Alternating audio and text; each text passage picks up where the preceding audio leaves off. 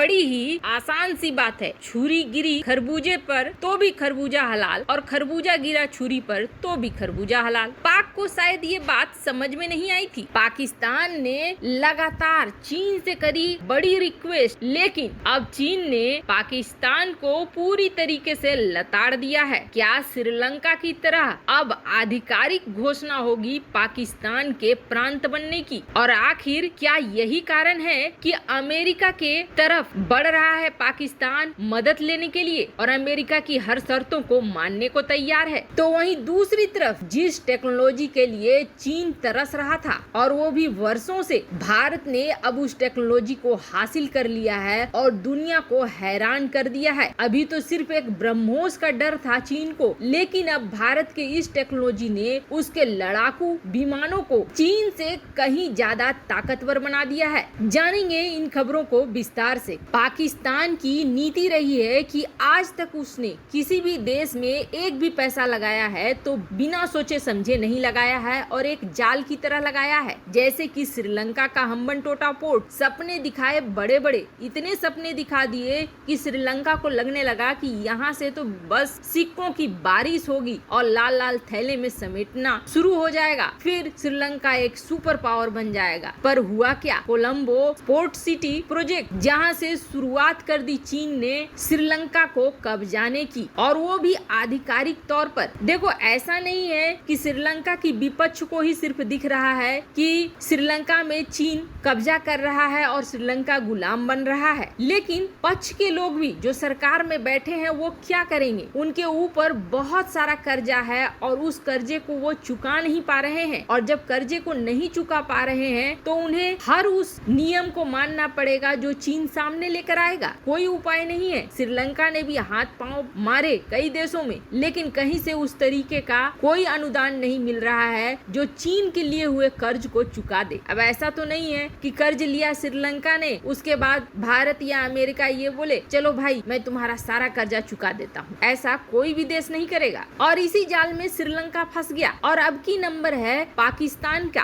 पाकिस्तान तो ऐसे दुनिया में सारे जानते ही है कि धीरे धीरे पाकिस्तान चीन की कॉलोनी बन रहा है, पर अब आधिकारिक घोषणा होने वाली है। आपने हाल फिलहाल में कई खबरें ऐसी सुनी होगी जिसमें यह सुना होगा कि पाकिस्तान ने अमेरिका को अपने देश में बेस बनाने की इजाजत दे दी है, अपने हवाई क्षेत्र को इस्तेमाल करने की इजाजत दे दी है। भले ही उसके देश में बवाल मच रहा हो इस मामले में, कहीं न कहीं ये चीज दिखा रहा है कि पाकिस्तान अब ये चाहता है कि किसी तरीके से अमेरिका उसका हाथ पकड़ ले और जो पैसों की किल्लत हो रही है वो किल्लत खत्म हो जाए, फिर से अनुदान मिलने लगे। पर वहाँ से भी निराशा मिल रही है। जब ट्रंप के अनुदान को बंद करने पर पाकिस्तान में घबराहट और तहलका मचा, तब उन्होंने सोचा बाइडेन इसे चालू कर देंगे, पर बाइडेन ने भी नहीं किया। अमेरिका की तरफ से आधिकारिक तौर पर घोषणा कर दी गई कि ऐसा कुछ भी नहीं किया जाएगा, जिसके बाद सामने पड़ा था चीन से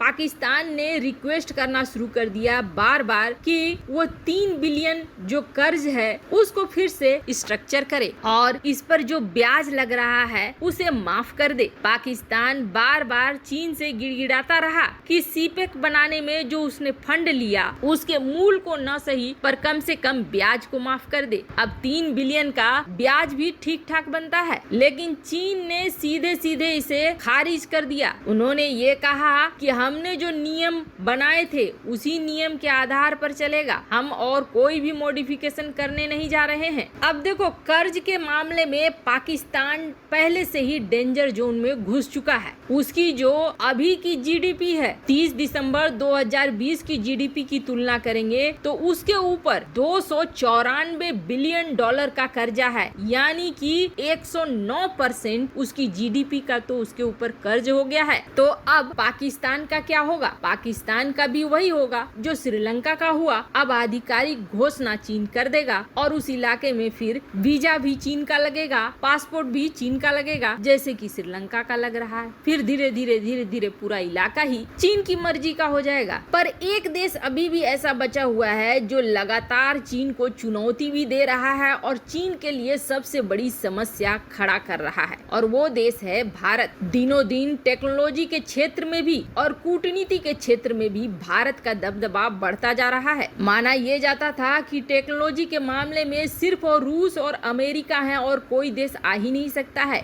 लेकिन भारत अब वो करके दिखा रहा है जिसे दुनिया मानती थी कि भारत नहीं कर सकता है। टेक्नोलॉजी के क्षेत्र में जो दबदबा रूस और अमेरिका का था, भारत अब उन क्षेत्रों में प्रवेश कर रहा है। चीन की जो थिंक टैंक है इनबाउंड, उसने अपनी सरकार को चेताया भी था। पिछले साल उन्हें ये डर लग रहा था कि भारत हाइपरसोनिक मिसाइलों के मामले में जिस तरीके से आक्रामक होकर काम कर रहा है, ये चीन के लिए सबसे बड़ी मुसीबत बनेगी। ब्रह्मोस एक बड़ा खतरा है चीन के लिए। बार बार चीन की थिंक टैंक बार बार अपने सरकार को ये आगाह कर रही है। तो अब उनके लिए एक बड़ा समस्या भारत की रुद्रम एंटी रेडिएशन मिसाइल भी लेकर आई है। असल में किसी भी युद्ध के लिए सबसे बड़ी चीज होती है मिसाइल डिफेंस सिस्टम। जिस तरीके से हमने इजराइल और फिलिस्तीन के मामले में देखा, इजराइल पर इतने सारे रॉकेट दागे गए, लेकिन फिर भी इजराइल बच गया तो सिर्फ और सिर्फ अपने डिफेंस सिस्टम की वजह से। लेकिन क्या हो अगर ये डिफेंस सिस्टम भ्रम जाल में फंस जाए, उन्हें समझ में ही नहीं आए कि किधर से मिसाइल आ रहा है और किधर से फॉल्स रेडिएशन आ रहा है। भारत की रुद्रम एंटी रेडिएशन मिसाइल एक भ्रम जाल पैदा करती है, जिसे लेकर चीनी थिंक टैंक अपने आकाओं को समझा रहा है कि ये रेडिएशन मिसाइल भी चीन के लिए खतरा बनेगी। चीन के मिसाइल डिफेंस सिस्टम को ये पता लगाना मुश्किल पड़ जाएगा कि असली मिसाइल कहां से आ रही है और कितनी रफ्तार से आ रही है। ऐसी कई टेक्नोलॉजी है जिसमें भारत ने बड़ी कामयाबी हासिल कर ली है, लेकिन ये सब तो कुछ भी नहीं है। अब जो भारत ने करा है वो सचमुच तगड़े वाला झटका है, क्योंकि ये टेक्नोलॉजी अभी तक चीन के पास नहीं है। चीन इसे पाने के लिए तरस रहा है। हालांकि रूस, अमेरिका, फ्रांस ने इसमें महारत हासिल कर ली है और ये टेक्नोलॉजी है आइसोथर्मल फॉर्जिंग टेक्नोलॉजी।